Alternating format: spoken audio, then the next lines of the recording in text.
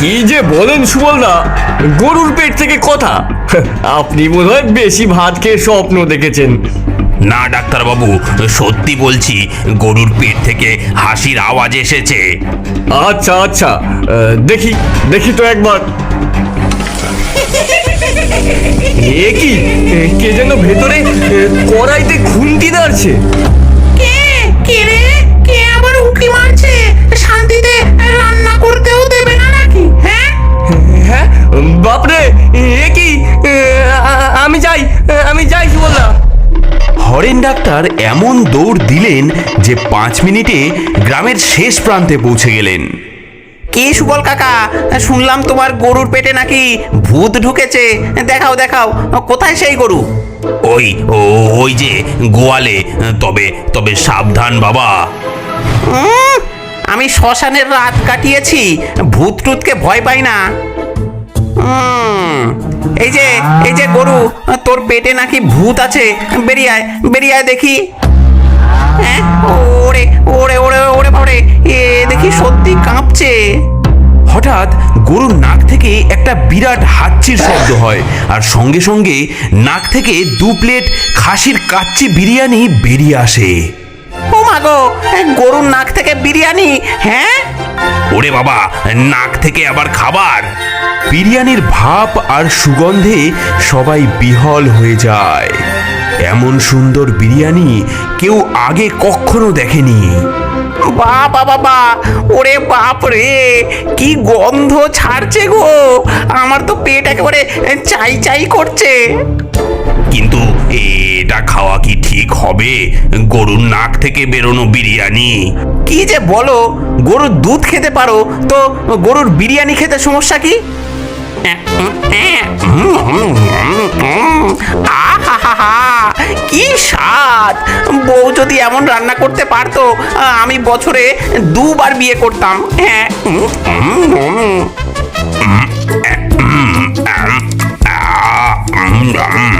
আহাহাহা, এ তো পুরো স্বর্গীয় স্বাদ। আমার শ্বশুর বাড়ির মাংসের ঝোলও এত ভালো ছিল না। আহাহাহা। বিরিয়ানি শেষ হতেই সুবল কাকা এবং পাঁচুর শরীর হালকা হয়ে তারা হাওয়ায় ভাসতে লাগলেন। হ্যাঁ, ওরে বাবারে, এ কি হচ্ছে? আমরা তো উড়ে যাচ্ছি। আমিও উড়ছি। বিরিয়ানিতে নিশ্চয়ই কোনো মন্ত্র ছিল। আমরা আমরা কোথায় যাচ্ছি? বাঁচাও বাঁচাও, কেউ বাঁচাও! তারা ভাসতে ভাসতে সংকুচিত হয়ে সেই গরুর নাক দিয়ে এক অদ্ভুত জগতে প্রবেশ করলো। তারপর এক অদ্ভুত সুড়ঙ্গ দিয়ে গরুর পেটের ভেতরে ঢুকে পড়ল। কিন্তু সেটা কোনো সাধারণ গরুর পেট নয়, সেটা এক বিশাল রান্নাঘর, যেখানে নানান ধরনের ভূত রান্না করছে। হ্যাঁ, কি দেখছি, এখানে সবাই তো মানুষ রান্না করছে। এ তো মহাবিপদ! আমরাও এবার গরুর পেটে রান্না হব। হায় হায় হায়! ভূতেরা সুবল কাকা ও পাঁচুর দিকে এগিয়ে আসে। তাদের চোখগুলো জল করছে, দাঁতগুলো ধারালো। সবচেয়ে মোটা ভূত, যে সবার নেতা বলে মনে হচ্ছে, সে সামনে এগিয়ে আসে। তোমরা কারা? কেন আমাদের রান্নাঘরে ঢুকেছো? আমরা ঘটনাচক্রে এসে পড়েছি। আমরা জানতাম না যে আপনারা এখানে থাকেন। আমরা শুধু বিরিয়ানি খেয়েছিলাম, অমনি এখানে চলে এলাম। তোমরা ভূতেদের খাবার খেয়েছো, তাই তোমরা এখন আমাদের রান্নাঘরে চলে এসেছো। যারা আমাদের খাবার খায় তাদের আমরা খাই। হ্যাঁ, ওরে বাবারে, কিন্তু আমাদেরকে একটু বলবেন আমাদের সঙ্গে কি হচ্ছে, আর আপনারা আমার গরুর পেটের ভেতরে কি করছেন? এটা হচ্ছে আমাদের রান্নাঘর। এখানে আমরা যা ইচ্ছে তাই রান্না করি। আমাদের সবার বাড়ি এই গরুর পেটে। অনেকদিন আগে আমাদের বাড়ি ছিল একটা পোড়ো বাড়িতে, কিন্তু লোকেরা সব ভেঙে দিল, তাই আমরা এখন গরুর পেটেই থাকি। সুবল কাকা ও পাঁচু বিস্ময়ে দেখলেন গরুর পেটে এক সম্পূর্ণ অন্য জগৎ। ভূতেরা এখানে সুন্দর সুন্দর রান্না করে, গল্প করে, মজা করে, তাদের নিজস্ব একটা সমাজ রয়েছে এখানে। তোমরা মানুষের মাংস খাও না কেন? হ্যাঁ, আমরা ভূতেরা মানুষের মাংস খেতে খুব ভালোবাসি। আমরা মাছ মাংস খাই, তবে মানুষের মাংস কখনো খেয়ে দেখিনি। আমরা অন্ন খাই, ফল খাই, সবজি খাই, কিন্তু মানুষের মাংস না না না বাবা না। তাহলে আজ তোমরা প্রথম চাকবে। এই এই ওদের ধর, আজ মানুষের স্যুপ বানাবো, নিজেদের মাংস নিজেরাই আজ চেখে দেখবে। আজ বহুদিন পর মানুষের মাংসের কারি। যা, কি মজা, কি মজা! ওগো ভূত ঠাকুর, আমাদের ছেড়ে দাও, আমরা আর কখনো বিরিয়ানি খাবো না। তোমাদের ছাড়লে আমাদের আর মজা কিসের? আমরা প্রথমে তোমাদেরকে ভাজবো, তারপর মশলা দিয়ে রান্না করব। সুবল কাকা ও পাঁচু বুঝতে পারলো এবার তাদের শেষ। ভূতেরা কড়াইতে তেল গরম করতে শুরু করলো। ভূতেরা তাদের নিয়ে কড়াইয়ের দিকে এগোতে লাগলো।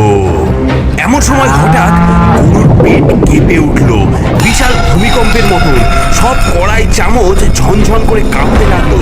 আর ভূতেরা ওরে বাপরে, গরুর পেট খারাপ, গরুর পেট খারাপ! দৌড়াও, সবাই দৌড়াও! গরুর পেটে গ্যাস হয়ে যাওয়ার দরুন সুবল কাকা ও পাঁচু সেই গ্যাসের স্রোতে তারা গরুর পেছন থেকে ছিটকে বেরিয়ে পড়ল। ওরে বাবা রে, আমরা বেঁচে গেছি পাচু, আমরা সত্যি বেঁচে গেছি। ওরে বাবা রে। হ্যাঁ, কাকা কাকা বেঁচে গেছি, কিন্তু কাকা ওই দেখো, গরুটার পেট যে ফুলে যাচ্ছে।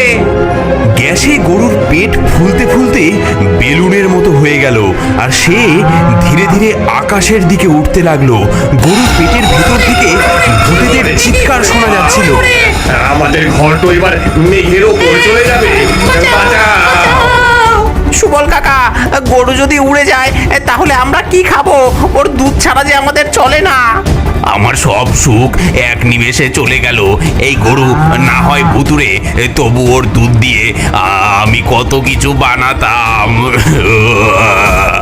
গরুটি ক্রমশ উপরে উঠতে লাগলো। আকাশে ছোট্ট বিন্দু হয়ে গেল। পাড়ার লোকজন জড়ো হয়েছে। সবাই আকাশের দিকে তাকিয়ে অবাক হয়ে এই অদ্ভুত দৃশ্য দেখছে।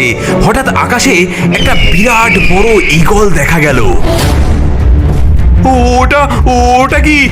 ওটা কি একটা পাখি? না না, ওটা ঈগল। দেখো কত বড়, ওটা তো গরুর দিকেই যাচ্ছে। ও মা, ঈগল আমার গরুকে যে ধরবে। দেখো দেখো, ঈগল গরুটাকে ধরেছে। বিশাল ঈগলটি তার বড় নখ দিয়ে গরুটিকে শক্ত করে ধরে ফেললো। এদিকে গরুর পেটে থাকা ভূতেরা ভয়ে চিৎকার করতে লাগলো। হ্যাঁ, এবার তো বিপদ দ্বিগুণ। একে নামাবো নাকি ঈগলের হাত থেকে বাঁচাবো? কেউ আমাদের বাঁচাও। সবাই আকাশের দিকে তাকিয়ে অসহায়ভাবে দেখছে ঈগল গরুকে নিয়ে ক্রমশ দূরে চলে যাচ্ছে।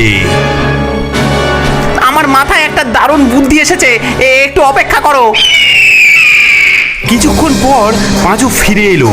তার হাতে একটা বিশাল গামলা, কিছু আতশবাজি আর একটা দেশলাই। ওরে পাঁচু, এটা কি করছিস?